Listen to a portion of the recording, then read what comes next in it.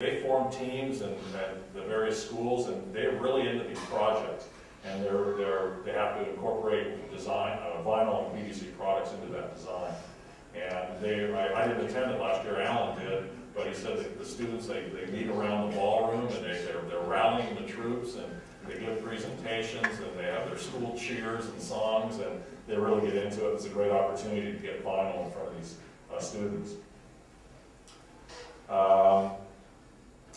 AchieveGreen.net is a new online product application tool for the architectural and design community developed by the Vinyl Institute. Users can determine potential building credits for LEED and Green Globes by selecting PVC and vinyl building products. The program, the online program, also links these people to the actual vinyl product manufacturers.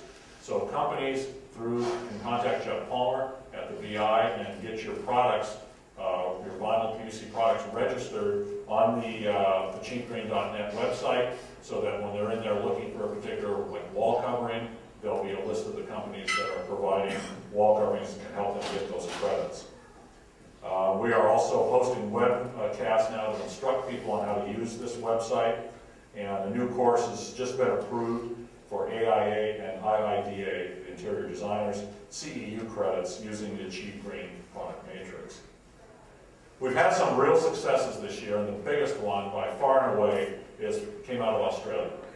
The Australian Green Building Green Star program, similar to USGBC, went from a negative credit for using PVC in building and construction to a positive credit, not even neutral, positive. This is a dramatic turnaround. One of the reasons we all want to get over to London next week is to congratulate my counterpart in Australia, Sophie McMillan. She has just done an incredible job turning this around. But one of the key things that happened was the new person heading up the Green Star Green Building Program is a materials guy. And he came in, looked at the whole landscape of it, and said, this anti-PVC credit doesn't make any sense.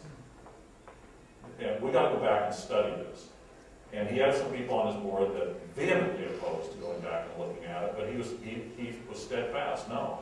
So Sophie and her group down in Australia saw this as a great opportunity, and what they did is they came in and said, look, we'll develop what's called best practices guidelines for the use, recycling, and end-of-life management for PVC products, and to help encourage the elimination of this negative credit.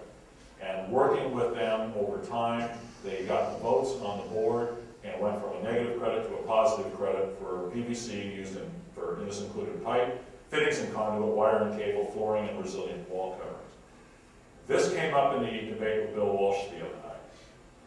And Bill Walsh got this just sad look on his face. Tim, you'd have loved it. And he said, yeah, I have to admit that this is a major setback for the green building movement. So it was a real kick in the teeth for them. We're very, very, very happy with this result. And I think it's giving food for thought to the USGBC and our arguments with them.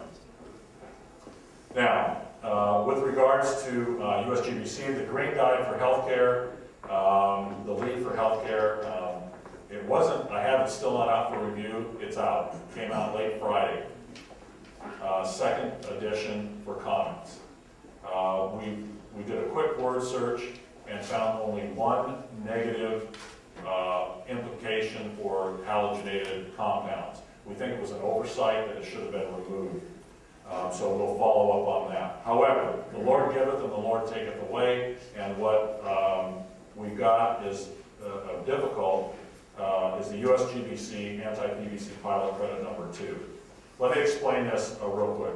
I think what happened here is, in fact, we know from our meeting with the key staffers at USGBC, you had the League for Healthcare, the people behind that, Healthcare Without Harm, Healthy Building Network, they wanted anti-PVC, anti-halogen wording in that League for Healthcare.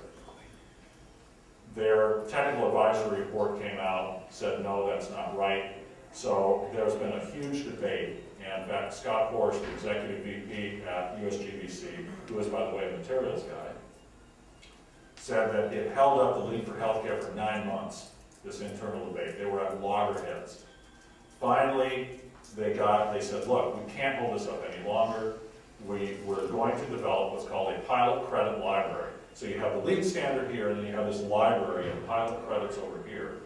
The architect, building designer, construction specifier can go over to that pilot credit library, pull it out, and following the evaluation criteria, can use it to get credits on a project if they so choose.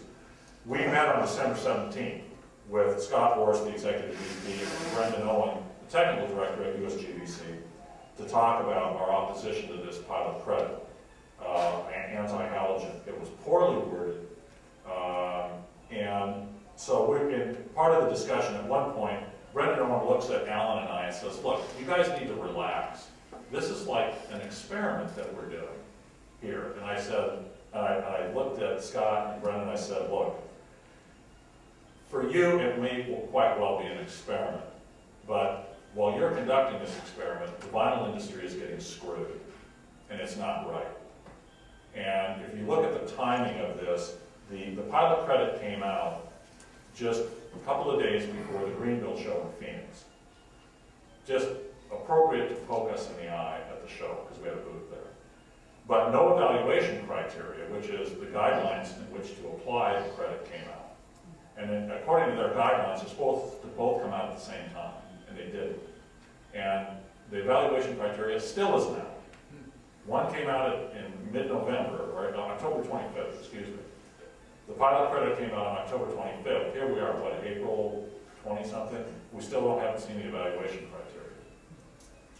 I talked to a guy yesterday who met with USGBC on this issue recently. Apparently there is a major internal debate about this pilot credit.